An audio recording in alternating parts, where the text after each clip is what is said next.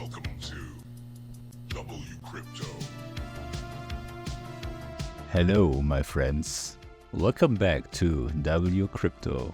In yesterday's video, we looked at a hopeful recovery after the second dip, with Bitcoin holding well above 113,000. But today, the price made a third dip, settling near 111,000.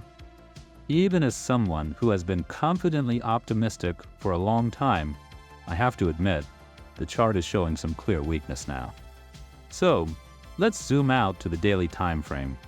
On the daily view, Bitcoin is caught between short-term weakness and long-term structure. The price has slipped below the 21 and 50-day moving averages, which signals temporary softness and momentum.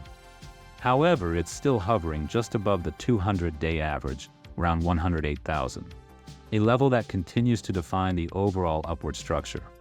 As long as Bitcoin stays above that area, this may still be a corrective phase inside a broader trend. A daily close above 115 to 116,000 would mark a potential recovery point and open the path toward higher regions near 120,000. On the other hand, a move below 109,000 could invite deeper levels around 105,000, or even below the 100,000 mark again. Interestingly, the daily candles have now moved back into the apex of the large pennant formation, something regular viewers of this channel will remember from earlier discussions. From this position, there's still room for a potential push toward 160,000 over time, but we'll let the market decide how this story unfolds. Looking at recent spot ETF inflow data, we saw an unexpected positive flow of about 102.7 million from Tuesday's close.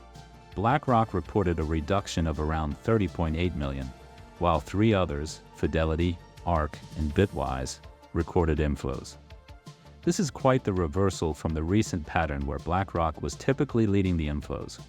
Also, it's worth noting that Larry Fink, the CEO of BlackRock, announced their Bitcoin ETF called IBIT has now surpassed 100 billion in assets under management, a major milestone for institutional exposure in this space. I will continue updating you daily. Join the free Discord for real-time insights. Thanks for leaving a comment, it really helps. Click the like button if you found value in this video, and don't forget to subscribe and turn on notifications to stay updated. And see you in the next one.